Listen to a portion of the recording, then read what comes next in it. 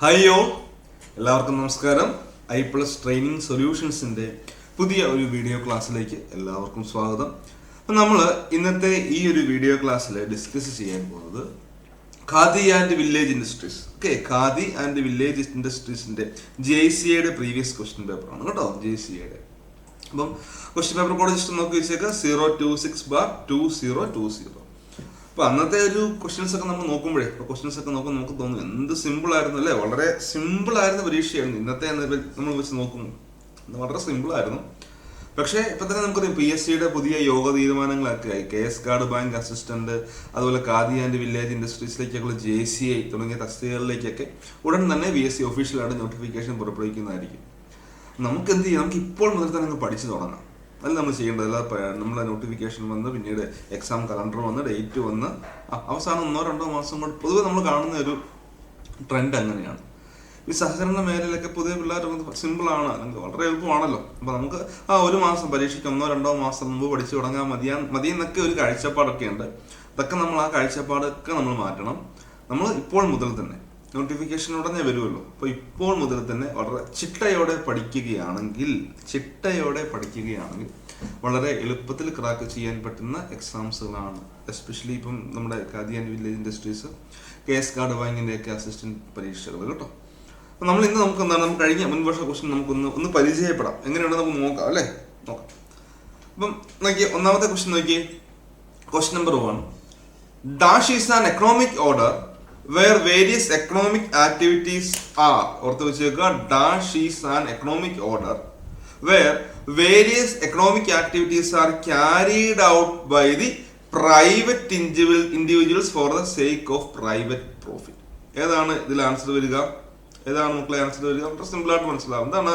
Option എയിൽ പറയുന്നത് capitalism, option ബിയിൽ പറയുന്നു എന്താണ് സോഷ്യലിസം, ഓപ്ഷൻ സിയിൽ പറയുന്നു കോർപ്പറേഷൻ, ആൻഡ് ഓപ്ഷൻ ഡിയിൽ പറയുന്നു കമ്മ്യൂണിസം. ആൻസർ വരിക എന്താണ്?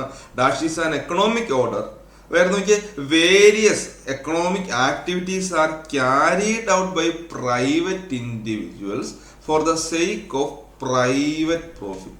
അപ്പോൾ ഈ പ്രൈവറ്റ് ഇൻഡിവിജ്വൽസ് കൈകാര്യം ചെയ്യുന്നത് പ്രധാനപ്പെട്ടതായിട്ട് പ്രോഫിറ്റ് ആണ് ഇവരുടെ പ്രധാനപ്പെട്ട ലക്ഷ്യം എന്ന് പറയുക. അല്ലെങ്കിൽ ഇവര് പിന്തുടരുന്ന ആൻസർ വരിക ക്യാപിറ്റലിസമാണ്, മുതലാളിത്തമാണ്.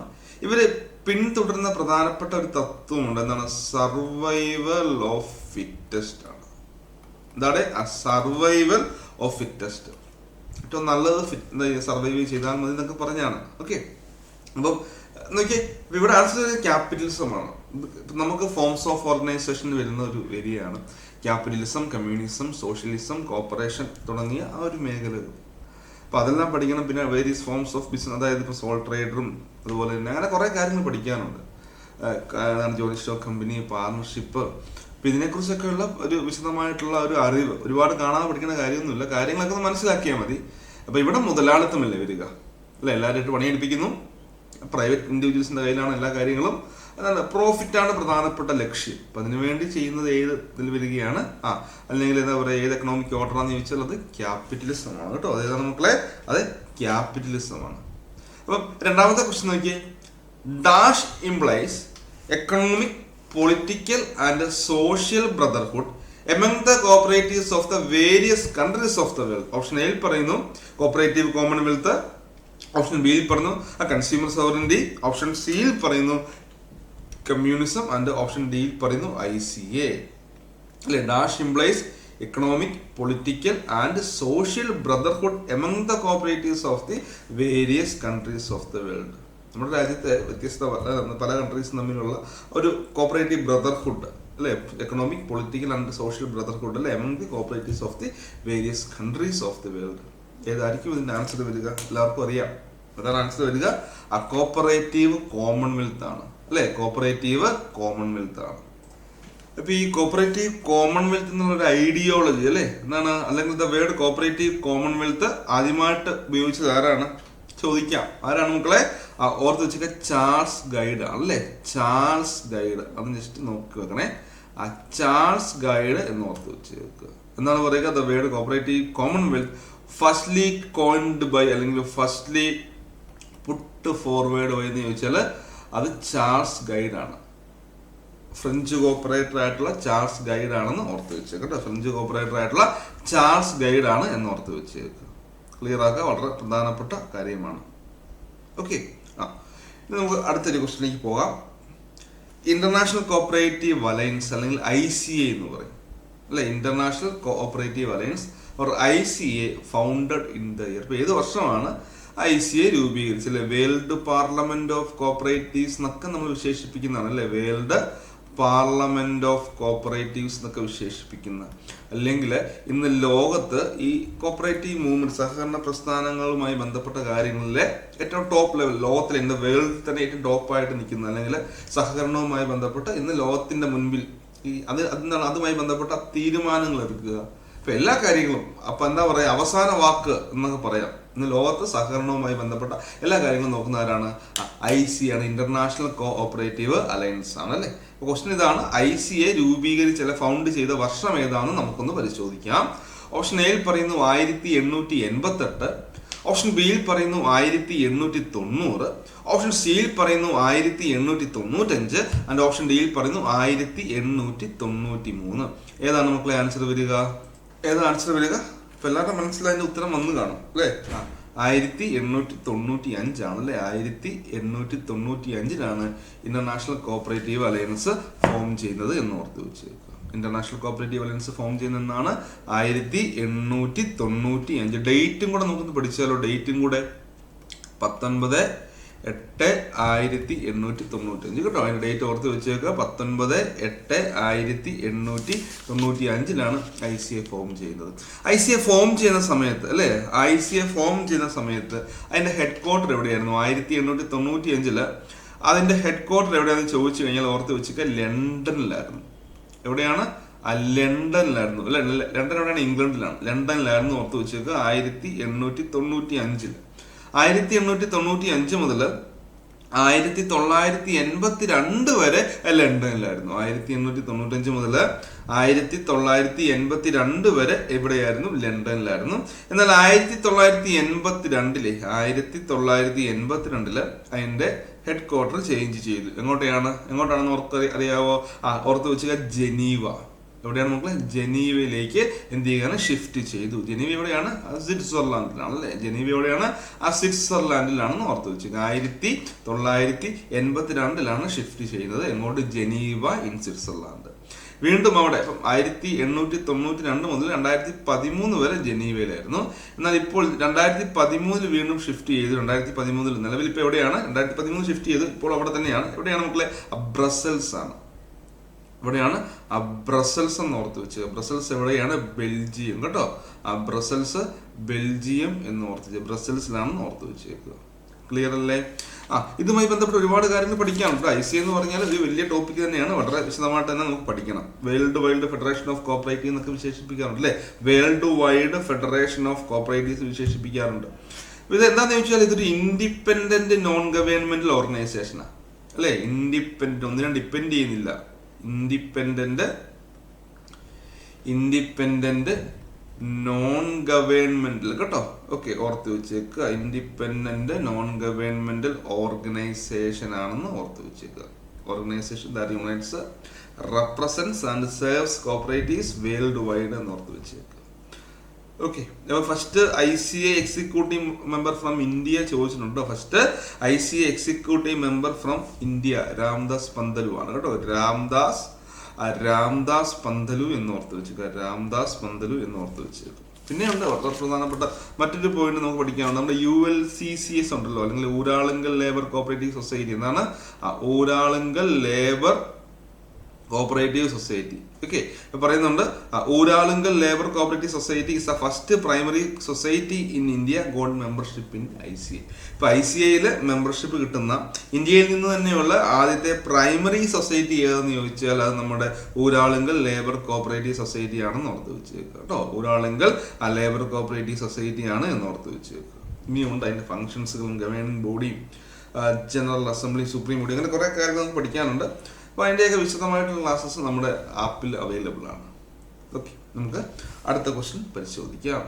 അടുത്ത ക്വസ്റ്റ്യൻ ആണ്, there are dash principles of cooperation revised by ICA in 1995.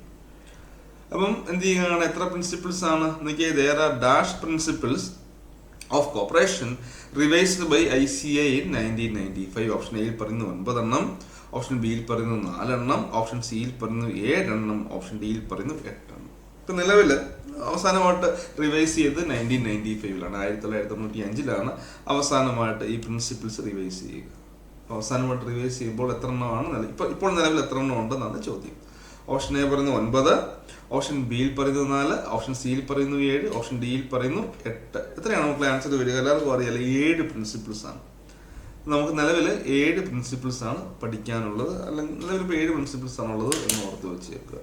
നമുക്ക് ജസ്റ്റ് ആ പ്രിൻസിപ്പിൾസിന്റെ കാര്യം ഞാൻ വളരെ ചുരുക്കി ഒന്ന് പറയാം കേട്ടോ.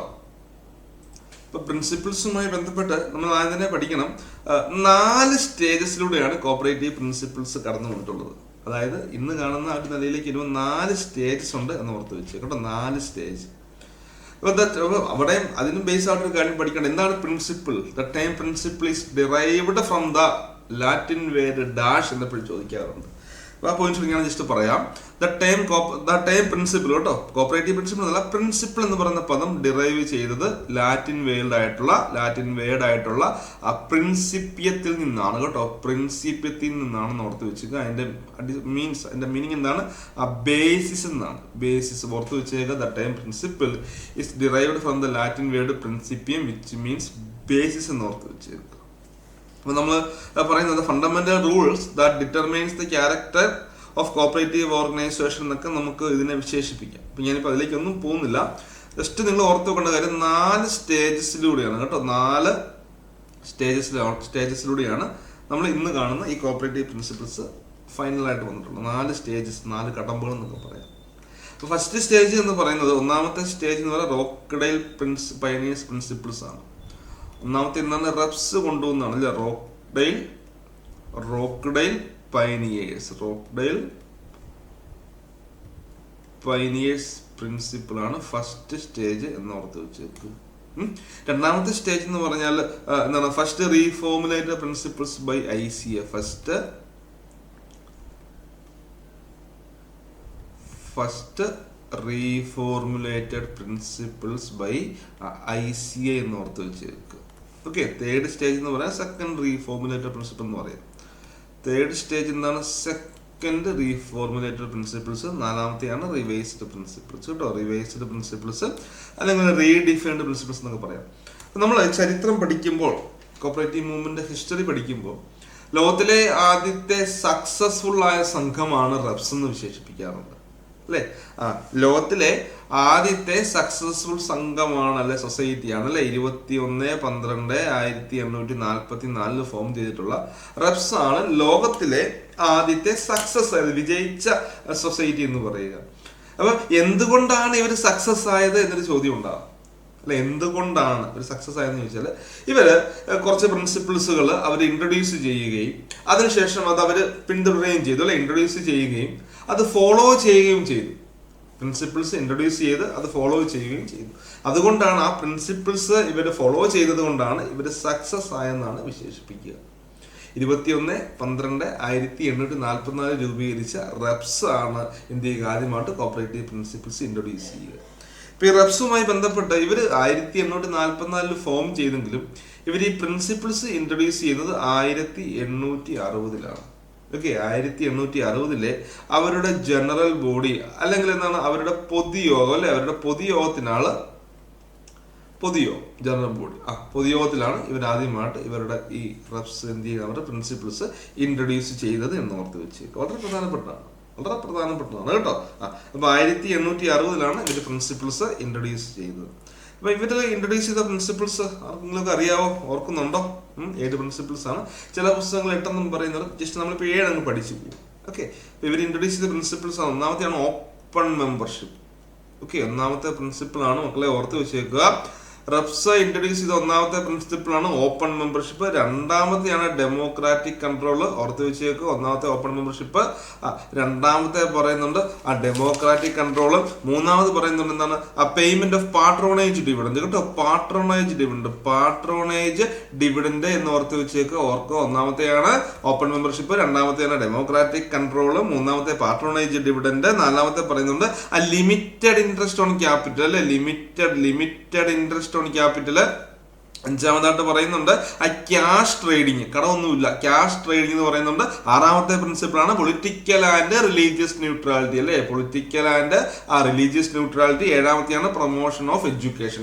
അങ്ങനെ 7 പ്രിൻസിപ്പിൾസ് ആണ് അല്ലെ. നമ്മുടെ റെപ്സ് എന്ത് ചെയ്യുകയാണ്, 7 പ്രിൻസിപ്പിൾസ് അവർ ഇൻട്രൊഡ്യൂസ് ചെയ്യുക മാത്രമല്ല അവരത് ഫോളോ ചെയ്തു. ഇതാണ് ഫസ്റ്റ് സ്റ്റേജ്. ഞാൻ പറയുക 1860 ജനറൽ ബോഡിയിലാണ് ഇവർ എന്ത് ചെയ്യുന്നത്, ഈ ഒരു പ്രിൻസിപ്പിൾസ് ഇൻട്രൊഡ്യൂസ് ചെയ്യുന്നതെന്ന് ഓർത്ത് വെച്ചേക്കുക. 1860 ഓർത്ത് വെച്ചേക്കുക. അപ്പൊ പിന്നീട് എന്ത് ചെയ്യുകയെന്ന് ചോദിച്ചാൽ 1860 ഫസ്റ്റ് സ്റ്റേജ് പഠിച്ചല്ലോ, ഇതിന്റെ സെക്കൻഡ് സ്റ്റേജ് വരികയാണ്. അപ്പൊ സെക്കൻഡ് സ്റ്റേജ് എന്ന് നമ്മൾ പറയുമ്പോൾ ഇവിടെ മനസ്സിലാക്കേണ്ടത് ഈ റെപ്സിന്റെ പ്രിൻസിപ്പിൾസ് നിലവിലുണ്ട്.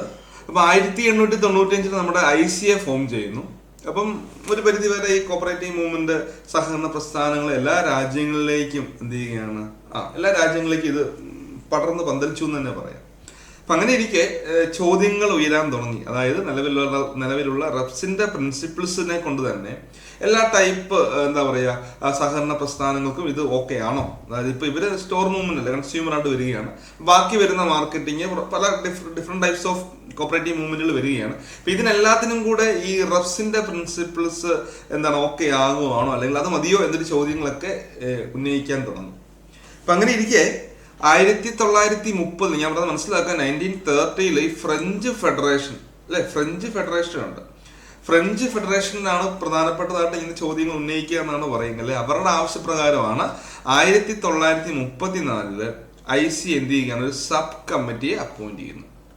ഓർത്ത് വെച്ചേക്കുക, 1930 ഫ്രഞ്ച് ഫെഡറേഷൻ അഭ്യർത്ഥന പ്രകാരം 1934 ഓർത്ത് വെച്ചേക്കുക എന്താണ് 1934 ഒരു സബ് കമ്മിറ്റിയെ ICA ഒരു സബ് കമ്മിറ്റി അപ്പോയിന്റ് ചെയ്യുകയാണ്. അതായത് ഈ കോപ്പറേറ്റീവ് പ്രിൻസിപ്പിൾസിനെ കുറിച്ച് പഠിക്കാൻ വേണ്ടി, ക്ലിയർ ആകുക, കോപ്പറേറ്റീവ് പ്രിൻസിപ്പിൾസിനെ കുറിച്ച് പഠിക്കാൻ വേണ്ടി ഒരു സബ് കമ്മിറ്റിയെ IC അപ്പോയിന്റ് ചെയ്യുന്നു. വർഷം ഓർമ്മ കൊണ്ട് 1934 1934 എന്ന് ഓർത്ത് വെച്ചേക്കുക. 1934 എന്ന് ഓർത്ത് വെച്ചേക്കുക.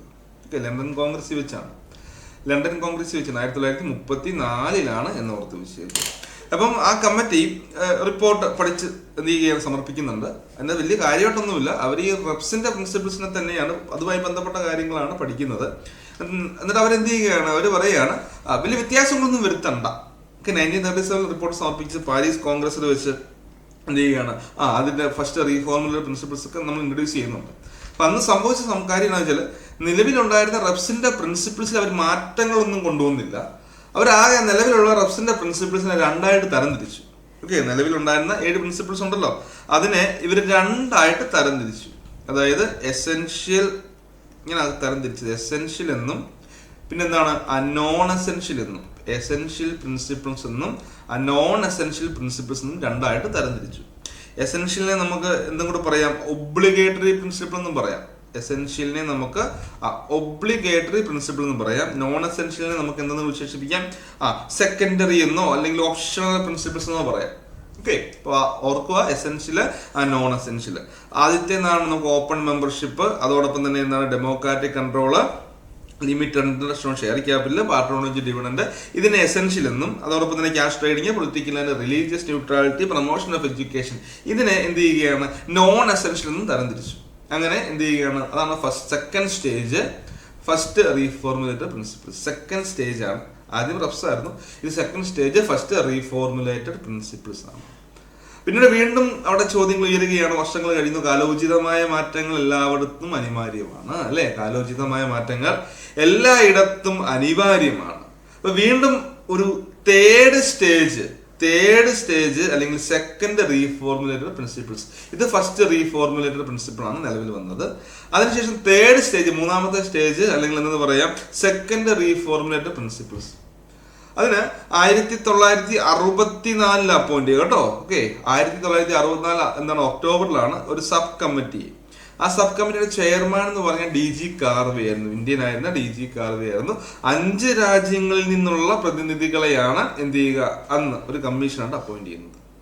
5 രാജ്യങ്ങളിൽ നിന്നുള്ള പ്രതിനിധികളെ ഒരു കമ്മിറ്റി അല്ലെങ്കിൽ ഒരു കമ്മീഷനായിട്ട് അപ്പോയിന്റ് ചെയ്യുകയാണ്. അതിന്റെ ചെയർമാൻ എന്ന് പറഞ്ഞാൽ DG കാർവേ ആയിരുന്നു എന്ന് ഓർത്ത് വെച്ചേക്കുക. ഓക്കെ, ഇപ്പൊ India, Germany, UK, USA, USSR ഇങ്ങനെ 5 രാജ്യങ്ങളുടെ പ്രതിനിധികൾ ഉണ്ടായിരുന്നു എന്നോർത്ത് വെച്ചേക്കുക. അപ്പം അവർ 1966 റിപ്പോർട്ട് സബ്മിറ്റ് ചെയ്യുകയാണ്. അവർ നിലവിലുള്ള പ്രിൻസിപ്പിൾസിനെല്ലാം കൂടെ അവർ പുതിയതായിട്ട് 6 പ്രിൻസിപ്പിൾസാണ് കൊണ്ടുവരിക. ഓക്കെ, നിലവിലുള്ള പ്രിൻസിപ്പിൾസിനെല്ലാം കൂടെ ചുരുക്കി പുതിയൊരു പ്രിൻസിപ്പിൾസും കൂടെ അവർ ആഡ് ചെയ്തു. നിലവിൽ 8 ഉണ്ടായിരുന്നല്ലോ, അതിനെല്ലാം കൂടെ ചുരുക്കി 5ഉം പിന്നെ പുതിയതായിട്ട് ഇവയിലൊന്നും പെടാത്ത പുതിയതായിട്ടൊരു പ്രിൻസിപ്പിളും കൂടെ അവരവിടെ ആഡ് ചെയ്തു. അപ്പൊ ആ പ്രിൻസിപ്പിൾസ് ആണ് എന്ന് പറയുക വളരെ പ്രധാനപ്പെട്ടാണ് കോപ്പറേഷൻ എമംഗ് കോപ്പറേറ്റീവ്സ്. അപ്പൊ അന്ന് നമ്മുടെ DG കാർവേയുടെ നേതൃത്വത്തിലുള്ള കമ്മിറ്റി റെക്കമെൻഡ് ചെയ്ത 6 പ്രിൻസിപ്പിൾ എന്ന് പറഞ്ഞാൽ ഒന്നാമത്തെ ഓപ്പൺ ആൻഡ് വോളണ്ടറി മെമ്പർഷിപ്പ് അല്ലെ, ഓപ്പൺ ആൻഡ് വോളണ്ടറി മെമ്പർഷിപ്പ്, പിന്നെ democratic management, limited interest on share capital, patronage dividend, cooperative education. നിലവിൽ നമ്മൾ പഠിച്ച് എന്താണ് ആ ഒരു പ്രിൻസിപ്പിൾസ് തന്നെയല്ലേ അത് 5 പിന്നെ പുതിയതായിട്ട് കൊണ്ടുവന്ന ഒരു പ്രിൻസിപ്പിൾസ് ആണ് കോപ്പറേഷൻ എമംഗ് കോപ്പറേറ്റീവ്സ്. അത് ഒന്ന് ഓർത്ത് വെച്ചേക്കുക. തേർഡ് സ്റ്റേജിലാണ് ആ കോപ്പറേഷൻ എമംഗ് കോപ്പറേറ്റീവ്സ് കേട്ടോ. Corporation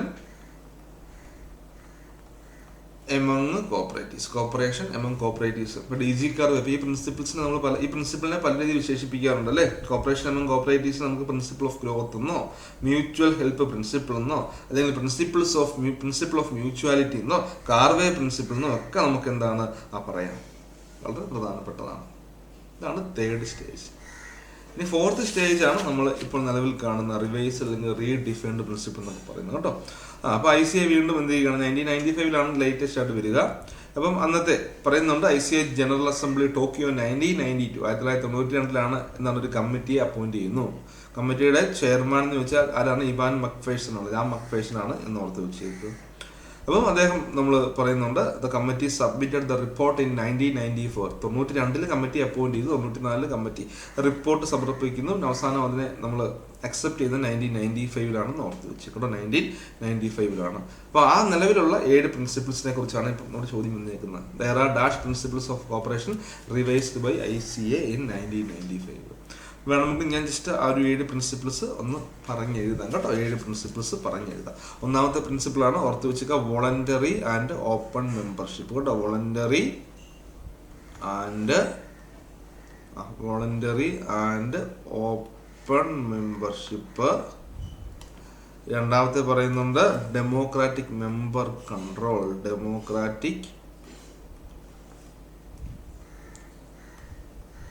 democratic member control. മൂന്നാമത്തെ പ്രിൻസിപ്പിളാണ് മെമ്പർ എക്കണോമിക്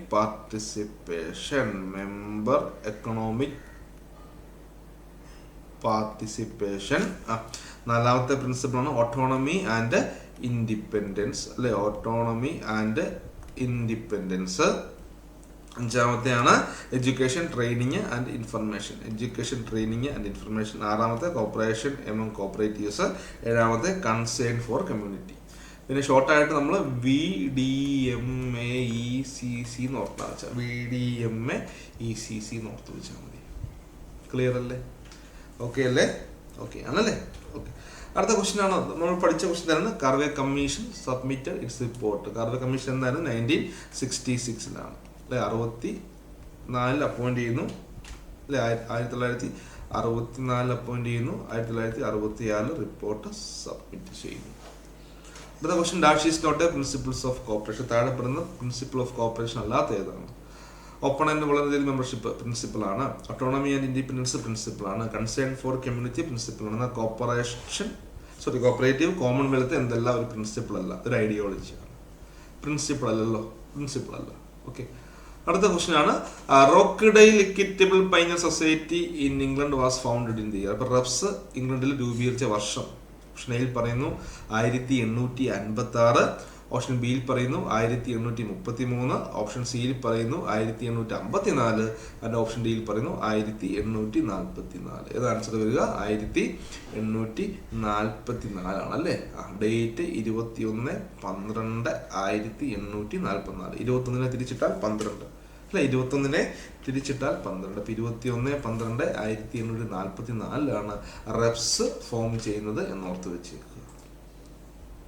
റെപ്സ് ലോകത്തിലെ ആദ്യത്തെ സക്സസ്ഫുൾ ആയ സംഘമാണ്. നമുക്കുള്ള ഫസ്റ്റ് സക്സസ്ഫുൾ കോപ്പറേറ്റീവ് സൊസൈറ്റി എന്നാണ് ഇതിനെ വിശേഷിപ്പിക്കുന്നത്. ഓക്കെ, ഓർത്ത് വെച്ചേക്കുക. 21/12 ഇവര് ഫോം ചെയ്യുന്നത്. പക്ഷെ ഇവര് രജിസ്റ്റർ ചെയ്തത് അതൊന്ന് ജസ്റ്റ് നോട്ട് വെക്കുക. ഇവര് രജിസ്റ്റർ ചെയ്തത് എന്നാന്ന് ചോദിച്ചു കഴിഞ്ഞാൽ എന്നാണ് 24 ഒക്ടോബർ 1844. രജിസ്റ്റർ ചെയ്ത് 24 ഒക്ടോബർ 1844. ബിസിനസ് തുടങ്ങിയത് 21/12/1844. പിന്നെ റോക്ക്ഡെയിൽ ഫ്രണ്ട്ലി സൊസൈറ്റി സ്റ്റാർട്ട് ചെയ്ത വർഷം കൊണ്ട് നോട്ട് ചെയ്യുക അല്ലെ? Rochdale friendly society 1830 friendly societies start ചെയ്തത്. അപ്പോൾ ഫസ്റ്റ് പ്രസിഡന്റ് ഓഫ് റെപ്സിന്റെ ആദ്യത്തെ പ്രസിഡന്റ് ആരാ? ചാൾസ് ഹൗറ ആണ് കേട്ടോ. ചാൾസ് ഹൗറത്താണ് ആദ്യത്തെ പ്രസിഡന്റ് എന്ന് വിശേഷിപ്പിക്കുക. റെപ്സിന്റെ ആദ്യത്തെ പ്രസിഡന്റ്. അപ്പൊ അതായത് നമ്മൾ constitution maker of cooperative movement in India എന്ന് വിശേഷിപ്പിക്കാറുണ്ട്. എന്നാണ് ആ കോൺസ്റ്റിറ്റ്യൂഷൻ മേക്കർ. ഓർത്ത് വെച്ചേക്കുക മക്കളെ. Constitution maker of cooperative movement in England. ഇംഗ്ലണ്ടിലെ സഹകരണ പ്രസ്ഥാനത്തിന്റെ കോൺസ്റ്റിറ്റ്യൂഷൻ മേക്കർ എന്ന് നമുക്ക് അദ്ദേഹത്തിനെ വിശേഷിപ്പിക്കാം. വളരെ പ്രധാനപ്പെട്ടതാണ് കേട്ടോ. വളരെ പ്രധാനപ്പെട്ടതാണെന്ന് ഓർത്ത് വെച്ചേക്കുക. ബിസിനസ് സ്റ്റാർട്ട് ചെയ്തത് 21/12/1844. എവിടെയാണ്? നമ്പർ 2 ടോഡ് ലൈൻസിലാണെന്ന് ഓർത്ത് വെച്ച് കേട്ടോ. Toad Lanes. അതുകൊണ്ട് നമുക്ക് ഇതിനെ ടോഡ് ലൈൻ സ്റ്റോർ എന്ന് വിശേഷിപ്പിക്കാറുണ്ട് കേട്ടോ. ടോഡ് ലൈൻ സ്റ്റോർ എന്ന് വിശേഷിപ്പിക്കാറുണ്ട്. പിന്നെ റെപ്സ് അവർ ഹോൾസെയിൽ ബിസിനസ്സിൽ എൻ്റർ ചെയ്ത വർഷം 1855 ഓർത്ത് വെച്ചേക്കുക. മഞ്ചസ്റ്ററിലാണ് ഈ ടോഡ് ലൈൻ എന്ന് ഓർത്ത് വെച്ചേക്കുക. 1855 അവരെന്ത് ചെയ്യുകയാണ്? അവര് ഹോൾസെയിൽ സൊസൈറ്റി അല്ലെ ഹോൾസെയിൽ ബിസിനസ്സിലേക്ക് അല്ലെ ഹോൾസെയിൽ ട്രേഡിലേക്ക് അവരെ ഏർപ്പെട്ടു എന്ന് വിശേഷിക്കുക. എന്ത് ചെയ്യാം? ഓർത്ത് വെച്ചേക്കുക. അപ്പം അതിന്റെ പ്രസിഡന്റ് ആരാണ്? ചാൾസ് ഹൗറത്താണ് പ്രസിഡന്റ്. ഫസ്റ്റ് സെക്രട്ടറി എന്നറിയപ്പെടുന്ന ആരാണ്? അത് ജെയിംസ് ഡാലി ആണ് കേട്ടോ. സെക്രട്ടറി ആരാണ്? സെക്രട്ടറി ഓർത്ത് വെച്ചേക്കുക. ജെയിംസ് ഡാലി എന്ന് ഓർത്ത് വെച്ചേക്കുക. പിന്നെ ഫസ്റ്റ് വിമൻ മെമ്പർ ആരാന്ന് ചോദിച്ചാൽ അത് എലിസ ബ്രിയർലി ആണ് ഫസ്റ്റ് വിമൻ മെമ്പർ എന്ന് ഓർത്ത് വെച്ചേക്കുക. ക്ലിയർ അല്ലേ? ഓക്കെ അല്ലേ? ഓക്കെ ആണെന്ന് വിശ്വസിക്കുന്നു. അടുത്ത ക്വസ്റ്റിലേക്ക് പോകാൻ നോക്കിയേ. The magazine the cooperator is published by the cooperator അല്ലെ? The cooperator is published by ആരാണ്? ദ കോപ്പറേറ്റർ പബ്ലിഷ് ചെയ്തത്. ദ കോപ്പറേറ്റർ ഉണ്ട്. പിന്നെന്താണ്? ദ കോപ്പറേറ്റർ ഉണ്ട്, ദ കോപ്പറേഷൻ ഉണ്ട് അല്ലെ? ഇതെല്ലാം മാഗസിൻസുകളാ. ദ കോപ്പറേറ്റർ, പിന്നെ കോപ്പറേറ്റർ, ദ കോപ്പറേഷൻ. ഏതൊക്കെയാണ് ആൻസർ വരുന്നത്? ക്വസ്റ്റ്യൻ നോക്കിയേ. The magazine the cooperator is published by option a പറയുന്നു NCUA, ഓപ്ഷൻ ബി പറയുന്നു NCCT, ഓപ്ഷൻ സി പറയുന്നു NCCE ആൻഡ് ഓപ്ഷൻ ഡി പറയുന്നു ICA. ആരായിരിക്കും ദ കോപ്പറേറ്റർ? ഓർത്ത് വെച്ചേക്ക NCUA, national cooperative union of India. ഓർത്ത് വെച്ചേക്ക മക്കളെ. എന്താണ്? National cooperative union of India. ഇന്ത്യയിലെ സഹകരണ പ്രസ്ഥാനങ്ങളുടെ കാര്യങ്ങളൊക്കെ നോക്കുന്ന ഏറ്റവും ഇന്ത്യയിലെ അപ്പക്സ് ലെവലിൽ വരുന്ന ഏറ്റവും top level authority in India എന്ന് ചോദിച്ചാൽ അത് NCUA ആണ്. ലോകത്തിന്റെ കാര്യങ്ങൾ ICA ആണ്. ഇന്ത്യയിലെ കാര്യങ്ങൾ നോക്കുന്നത് NCUA ആണ്. നമ്മുടെ സംസ്ഥാനത്തിന്റെ കാര്യങ്ങൾ നോക്കുന്നത് SCU ആണ്. ഒരു ഹൈറാർക്കി ഇഷ്ടം ഓർത്ത് വെച്ചേക്കുക. അപ്പൊ NCUA പുസ്തകമാണ് ദ കോപ്പറേറ്റർ. ഇനിയും അടുത്തൊരു ചോദ്യമാണ് കോപ്പറേറ്റർ അല്ലേ? എന്നാണ് കോപ്പറേറ്റർ ആരുടെ മാഗസീനാണ്? ഫസ്റ്റ് മാഗസീനാണ്. ആരുടെ മാഗസീനാണ്? അത് വില്യം കിങ്ങിന്റെ മാഗസീനാണ്. വില്യം കിങ് കേട്ടോ. വില്യം കിങ്ങിന്റെ മാഗസീനാണ് കോപ്പറേറ്റർ എന്ന് ഓർത്ത് വെച്ചേക്കുക. William king, the father of cooperative education in the world എന്നൊക്കെ വിശേഷിപ്പിക്കുന്ന ആരെയാണ്? ആ വില്യം കിങ്ങിനെയാണ്. അപ്പൊ വില്യം കിങ്ങിന്റെ പബ്ലിക്കേഷൻ ആണ് എന്താന്ന് പറയുക? കോപ്പറേറ്റർ. ദ കോപ്പറേഷൻ ആരുടെയാണ്? KF സ്വീഡന്റെയാണ് കോപ്പറേഷൻ എന്ന് ഓർത്ത് വെച്ചേക്കുക. സ്വീഡന്റെയാണ് ആ കോപ്പറേഷൻ എന്ന് ഓർത്ത് വെച്ചേക്കുക. ക്ലിയർ അല്ലേ? അടുത്ത ക്വസ്റ്റിലേക്ക് പോകാം. Dash is the journal in cooperative sector published by information bureau cooperative department. ഇപ്പൊ കോപ്പറേറ്റീവ് ഡിപ്പാർട്ട്മെന്റിന്റെ ജേർണൽ ഓപ്ഷൻ എയിൽ പറയുന്നത് കേരള സഹകരണ ജേർണൽ, ഓപ്ഷൻ ബി പറയുന്നത് സഹകരണ വീതി, ഓപ്ഷൻ സി പറയുന്നത് കർഷക ശ്രീ, ഓപ്ഷൻ ഡി പറയുന്നത് സഹകരണ വീക്ക്ലി. ഏതാണ്? സഹകരണ വീതിയാണ്. എന്നാണ് ഡിപ്പാർട്ട്മെന്റിന്റെ വീതി അല്ലെ. ഡിപ്പാർട്ട്മെന്റിന്റെ വീതി എന്ന് ഓർത്ത് വെച്ചേക്കുക. സഹകരണ വീതിയാണ്. ഓക്കെ, സഹകരണ വീതിയാണ് എന്നോർത്ത് വെച്ചേക്കുക. സഹകരണ വീതിയാണ്. ജേണൽ ആരുടെയാണ്? അത് SSCUന്റെ ആണ് അല്ലെ, സ്റ്റേറ്റ് കോപ്പറേറ്റീവ് യൂണിയന്റെ ആണ് ജേണൽ, കോപ്പറേറ്റീവ് ജേണൽ. ഓർത്ത് വെച്ചേക്കുക. സഹകരണ വീതി ആരുടെയാണ്? ഓർത്ത് വെച്ചേക്കുക മക്കളെ, കോപ്പറേറ്റീവ് ഡിപ്പാർട്ട്മെന്റിന്റെ ആണ് കേട്ടോ. കോപ്പറേറ്റീവ് ഡിപ്പാർട്ട്മെന്റിന്റെ ആണെന്ന് ഓർത്ത് വെച്ചേക്കുക. ക്ലിയർ അല്ലേ? ഇത്രയും കാര്യങ്ങൾ ഓക്കെ അല്ലേ എന്ന് ആലോചിച്ച് നോക്കിയാൽ വളരെ സിമ്പിൾ ക്വസ്റ്റ്യൻസ് ആയിരുന്നു. നമ്മൾ ഇത്ര തന്നെ ഡിസ്കസ് ചെയ്ത ക്വസ്റ്റ്യൻസ് ഒക്കെ വളരെ സിമ്പിൾ ക്വസ്റ്റ്യൻസ് ആയിരുന്നു. ഓക്കെ, ഇപ്പൊ നമുക്ക് ഇത്രയും ക്വസ്റ്റ്യൻസ് നമ്മൾ നോക്കി മനസ്സിലായെന്ന് വിചാരിക്കുന്നു. കാര്യങ്ങൾ പറഞ്ഞൊക്കെ ഷോർട്ട് നോട്ടാക്കി ആയിട്ട് നിങ്ങൾ നോട്ട് ചെയ്യുക. ബാക്കി കാര്യങ്ങൾ നമുക്ക് എന്ത് ചെയ്യാം, നമുക്ക് അടുത്ത സെക്കൻഡ് പാർട്ടിൽ നമുക്ക് ബാക്കി കാര്യങ്ങളൊക്കെ എടുക്കാം. ഇത് നമ്മുടെ JCയുമായി ബന്ധപ്പെട്ട ക്വസ്റ്റ്യൻസ് ആണല്ലേ. വളരെ വിശദമായിട്ട് ഒരു പ്രോപ്പർ സിലബസിൽ നിന്ന് തന്നെയാണ് അവർ ചോദിച്ചിരിക്കുന്നത്. ക്വസ്റ്റ്യൻസ് ഒക്കെ ഒരു സിലബസ് ബേസ്ഡ് ആയിട്ട് തന്നെയാണ് ചോദിച്ചിട്ടുള്ളത്. അപ്പം നമുക്ക് വരാൻ പോകുന്ന വളരെ നല്ല 2 എക്സാംസുകളാണ്. KS കാർഡ് ബാങ്കും അതോടൊപ്പം തന്നെ എന്താണ് JCAയുടെ ഇൻസ്പെക്ടർ എക്സാമും. ഓക്കെ, JCAയുടെ അതായത് കേരള ഖാദി ആൻഡ് വില്ലേജ് ഇൻഡസ്ട്രീസിന്റെ JCA ഇൻസ്പെക്ടർ എക്സാമും ഓർത്ത് വെച്ചേക്കുക. അപ്പോൾ ചിട്ടയോടെ പഠിക്കുകയാണെങ്കിൽ നല്ല പ്രോപ്പറായിട്ട് സിലബസ് ബേസ്ഡ് ആയിട്ട് നമ്മുടെ പ്രീവിയസ് ക്വസ്റ്റ്യൻ പേപ്പറുകളും അതുപോലെ തന്നെ മോഡൽ എക്സാംസുകളൊക്കെ ചെയ്ത് പഠിക്കുക. കണ്ടന്റ് ഒക്കെ പഠിക്കുകയാണെങ്കിൽ നമുക്ക് കുറേശ്ശെ പഠിക്കുക. ഇപ്പോൾ തന്നെ കുറേശ്ശെ പഠിക്കുകയാണെങ്കിൽ വളരെ സിമ്പിളായിട്ട് നമുക്ക് ക്രാക്ക് ചെയ്യാൻ പറ്റുന്ന ഒരു എക്സാംസുകളാണ് ഇതെല്ലാം. Okay, thank you. ഇപ്പോൾ എല്ലാവരും നന്നായിട്ട് പഠിക്കുക. സെക്കൻഡ് പാർട്ട്, അടുത്ത പാർട്ടിൽ കൂടുതൽ കാര്യങ്ങൾ നമുക്ക് പഠിക്കാം. Okay, thank you.